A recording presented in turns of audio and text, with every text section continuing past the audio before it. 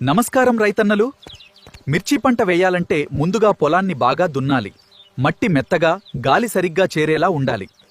ఎడ్లతో ఇలా లోతుగా దున్నితే నేల సారవంతంగా మారుతుంది. పొలం దున్నిన తర్వాత ఎత్తైన బెడ్స్ తయారు చేయాలి. బెడ్స్ మధ్య సరైన దూరం ఉంచి నీరు సులభంగా పారేలా చూడాలి.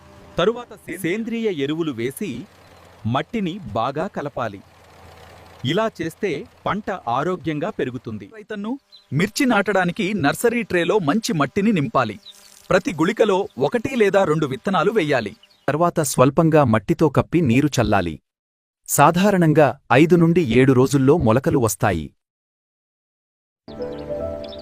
20 నుండి 25 రోజుల్లో మొక్కలు నాటడానికి సిద్ధమవుతాయి. నర్సరీలో పెరిగిన మిర్చి మొక్కలను జాగ్రత్తగా ట్రే నుండి తీసుకోవాలి. వేర్లు దెబ్బతినకుండా చూడాలి. ముందుగా సిద్ధం చేసిన మేడల్లో వరుసలుగా నాటాలి. మొక్కల మధ్య సరైన దూరం ఉంచాలి. నాటిన తరువాత మట్టిని బిగించి కొద్దిగా నీరు పెట్టాలి. మిర్చి పంటలో నీటిపారుదల చాలా ముఖ్యమైనది. సాధారణంగా 5 నుండి 7 రోజులకొకసారి నీరు ఇవ్వాలి. మట్టిని బట్టి నీటి పరిమాణం మారుతుంది. ఈ విధంగా సాళ్ల మధ్యగా నీటిని నెమ్మదిగా ప్రవహించేలా చెయ్యాలి. నీరు మొక్కల వేర్ల వరకు సరిగ్గా చేరేలా చూసుకోవాలి. అధికంగా నీరు నిల్వ కాకుండా జాగ్రత్త పడాలి. ఇలా సరైన విధంగా నీటిపారుదల చేస్తే పంట ఆరోగ్యంగా పెరుగుతుంది. మిర్చి పంటలో పురుగుమందు వేయడం చాలా అవసరం. సాధారణంగా 7 నుండి 10 రోజులకొకసారి పురుగుమందు పిచికారీ చెయ్యాలి. మొక్కపై పురుగులు కనిపించినప్పుడు వెంటనే మందు వేయడం మంచిది. మందును నీటిలో సరైన మోతాదులో కలిపి ఆకులపై సమానంగా పిచికారీ చేయాలి. ఇలా సరిగ్గా మందు వేస్తే పంటను పురుగుల నుండి రక్షించుకోవచ్చు. దిగుబడి కూడా పెరుగుతుంది. మిర్చి పంటలో పూత వచ్చినప్పుడు ప్రత్యేక జాగ్రత్తలు తీసుకోవాలి. పూత బలంగా ఉండేందు నీటిని మితంగా ఇవ్వాలి, అధికంగా ఇవ్వకూడదు. పొటాష్ మరియు మైక్రోన్యూట్రియంట్స్ ఉన్న ఎరువులను స్ప్రే చేయాలి.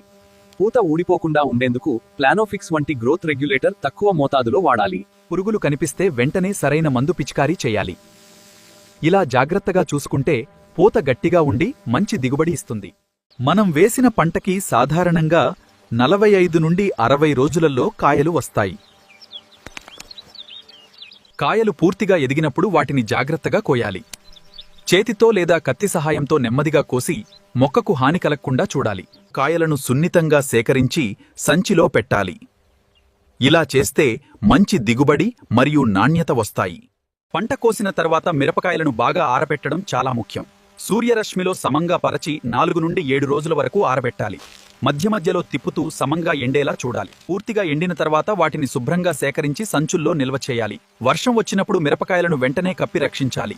ఇలా చేస్తే మంచి నాణ్యత మరియు ధర వస్తాయి.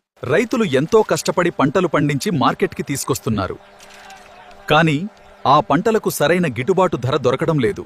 మధ్యలో దళారుల వల్ల రైతులు మోసపోతున్నారు. దయచేసి రైతుల కష్టాన్ని గుర్తించి వారికి మంచి ధర వచ్చేలా చూడండి.